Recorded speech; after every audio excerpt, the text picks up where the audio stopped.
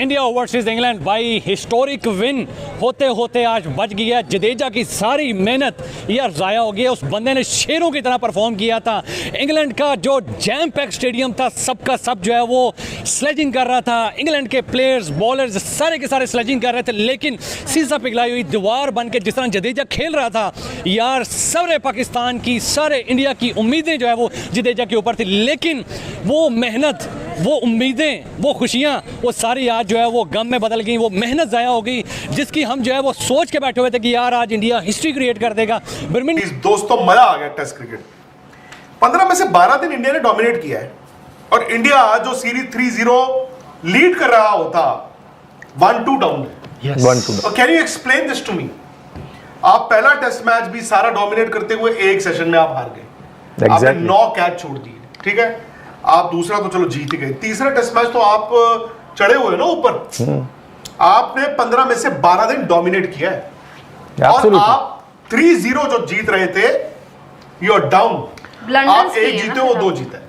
Number 1 Birmingham का जो है वो रिकॉर्ड तोड़ दिया है। यहाँ का भी रिकॉर्ड जो है वो इंडिया तोड़ देगा। लेकिन यार इंडिया तुम जीतो या हारो, हमारी सपोर्ट जो है वो तुम्हारे साथ है, क्योंकि जिस तरह की परफॉर्मेंस की है यार हार के भी यार आप जीत के मानना पड़ेगा यार। जैसा भी हुआ जो भी हुआ, लेकिन यार आज मैच देखने का मजा है यार। सस्पेंस। लॉर्ड्स में तीसरा टेस्ट मैच भारत हार तो गया, लेकिन उसने बता दिया कि इंग्लैंड के लिए भी ये मैच जीतना आसान नहीं था। सबसे ज़्यादा खुशी इसी बात की हुई इंग्लैंड को, और वो भी इस मैच को जानती थी कि हमने कितनी मुश्किल के साथ जीता है। और ऐसे जो मैचेस होते हैं ना, लास्ट मोमेंट तक पता नहीं चलता कि कौन सी टीम जीत रही है। इसी ने ही क्रिकेट को जिंदा रखा है और इसी ने ही क्रिकेट का एंटरटेनमेंट टेस्ट का बना रखा है अभी तक। जी हाँ, अगर ऐसे मैचेस नहीं होंगे ना तो टेस्ट बिल्कुल बोरिंग हो जाएगा, क्राउड पूरी तरह से ग्राउंड्स में नहीं भरेगा, जिस वजह से बिल्कुल बेकार हो जाएगा। तो ऐसे मैचेस की हमें ज़रूरत है। हालांकि तीनों ही मैचेस में इंडिया एक तरफा जीत रहा था, लेकिन थर्ड टेस्ट मैच लॉर्ड्स का मैच भाई, ये मैच बहुत ही ज़्यादा अहम था, क्योंकि 193 रन का केवल टारगेट मिला था 5वें दिन भारत को बनाने के लिए, और वो इसे आसानी से हासिल कर सकता था। लेकिन हमारे जो ओपनर बल्लेबाज थे उन्होंने कुछ खासा नहीं करा। खराब शॉट खेलकर यशस्वी जायसवाल आउट हो गए। उसके बाद करुण नायर ने बॉल छोड़ दी और वो जाकर स्टंप में लग गई। ऋषभ पंत, वो एक बहुत ही यूनिक और बहुत ही शानदार डिलीवरी थी जॉफ आर्चर की तरफ से, लेकिन उसके अलावा कोई भी ऐसा बल्लेबाज नहीं था जो गलत बॉल पे आउट हुआ हो, क्योंकि वो अपनी वजह से विकेट फेंक कर गए हैं भाई। क्योंकि जसप्रीत बुमराह, रविंद्र जडेजा ने दिखा दिया पिच इतनी मुश्किल नहीं थी। बैटिंग के लिए पिच मुश्किल नहीं थी कि हम चौथी पारी में बल्लेबाजी कर रहे हैं कि पिच मुश्किल हो गई थी। पिच बिल्कुल भी कहीं से कहीं तक मुश्किल नहीं थी, क्योंकि उसके बाद मोहम्मद सिराज ने भी बताया कि यहाँ पर बैटिंग करना कितना आसान है, लेकिन क्योंकि लास्ट 10वां विकेट था तो वो टुक टुक करके खेलते रहे। 1-1, 2-2 रन का गेम था। अगर एक और बल्लेबाज रविंद्र जडेजा के साथ होता लास्ट में खेलने के लिए, तो ये मैच कम से 2 घंटे या 1.5 घंटे पहले ही आसानी के साथ ख़त्म हो सकता था। और इस मैच में पूरी तरह से कंट्रोल था भारत का, जो कि उन्होंने एंड मोमेंट पे लास्ट डे गवा दिया पूरी तरह से। सबको यही उम्मीद थी कि लॉर्ड टेस्ट बड़ी ही आसानी के साथ, जो पिछली बार विराट कोहली की कप्तानी में हमने जीता था, कि इस बार भी हम जीत जाएंगे। और बिल्कुल पूरी तरह से 99% इंडिया के ही चांसेस थे लास्ट डे की वही इस मैच को जीतेगा। लेकिन वहाँ जाकर इस मैच को हारना ये बहुत ही दुखद है। नहीं तो रिजल्ट को इस तरह का होता। पहले टेस्ट मैच में भी हम पूरी तरह से हावी थे और मैच जीत रहे थे, लेकिन लास्ट मोमेंट पर हम मैच को गंवा गए। दूसरा मैच हमने 336 रन से जीता, और तीसरे का हाल सबको पता है, 22 रन से हार मिली। और इस मैच में हम पूरी तरह से जीत रहे थे, पूरी तरह से हमारी पकड़ बनी हुई थी। तो हाल ये होता कि आज हम सीरीज लगातार 3 मैच जीत चुके होते, जिसमें इस वक्त हम 2-1 से पीछे हो चुके हैं।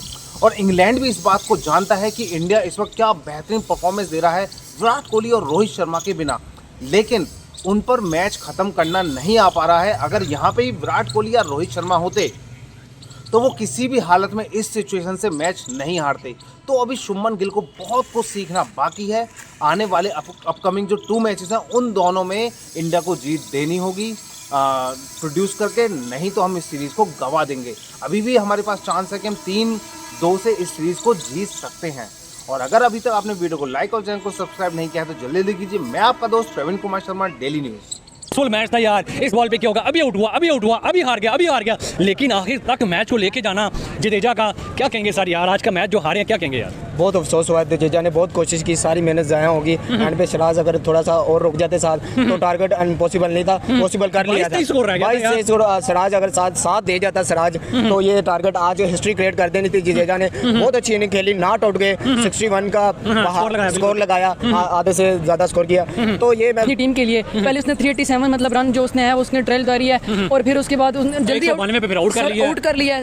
एक दिन में उन्होंने आउट कर लिया, और सर उसके बाद भी 192 रन इंडिया से नीचे हुआ। मुझे यकीन नहीं हो रहा कि यार इंडिया ये मैच कैसे जडेजा इतना लंबा खड़ा रहा है यार। हमने तो कहा जडेजा आज ले जाएगा जैसे बब्बर शेरू की तरह खड़ा हुआ था ऑडियंस के खिलाफ। पूरा जैम पैक स्टेडियम था, पूरा क्राउड जो है वो अपोजिट था, प्लेयर्स अपोजिट थे, स्लेजिंग थी, जैसे खड़ा हुआ था हमने तो कहा भाई ले जाएगा। सर जी जितने बंदे थे ना जो मैच देख रहे थे उनकी उम्मीदें बस जडेजा पर थी। या जडेजा 81 पे 7 आउट थे, तब से जडेजा खड़ा है, तब से वो अपनी टीम को डिफेंड कर रहा है, एंड तक वो लेके आया है। उसके साथ नीतीश रेड्डी ने नहीं उसका साथ दिया, उसके बाद बुमराह ने नहीं उसका साथ दिया, लेकिन उन्होंने बस 50-50 बॉलिंग खेलनी, आउट हो गए हैं। यार उनको चाहिए था कि यार वो विकेट रोके, और जो जडेजा है हिटिंग करके अपनी टीम को मैच जिताए। सिर्फ 24 यार इंडियन टीम के सामने ये कुछ भी नहीं है स्कोर, और था भी कुछ नहीं। अगर परफॉर्म कर जाते इंडियन प्लेयर तो एक बंदे का ये स्कोर है सिर्फ, ये अकेले शुमन का ही स्कोर था, तो ये बैड लक हो जाती है। बाकी कहाँ से टर्निंग पॉइंट आपको लगा, कौन सा प्लेयर आउट हुआ था आपको लगा कि यार यहाँ से मैच जो है वो बहुत इंडिया के हाथों से निकल गया? जायसवाल जो कि उन्होंने पुल शॉट लगाई, शुभमन गिल या वाशिंगटन सुंदर का वो कैच देना बहुत ही क्रूशियल टाइम के ऊपर जहाँ पे उसकी विकेट की जरूरत थी, जहाँ पे स्टार बनने की जरूरत थी। कौन सा प्लेयर आउट हुआ था आपको लगा कि यार इंडिया यहाँ पे डगमगा जाएगा?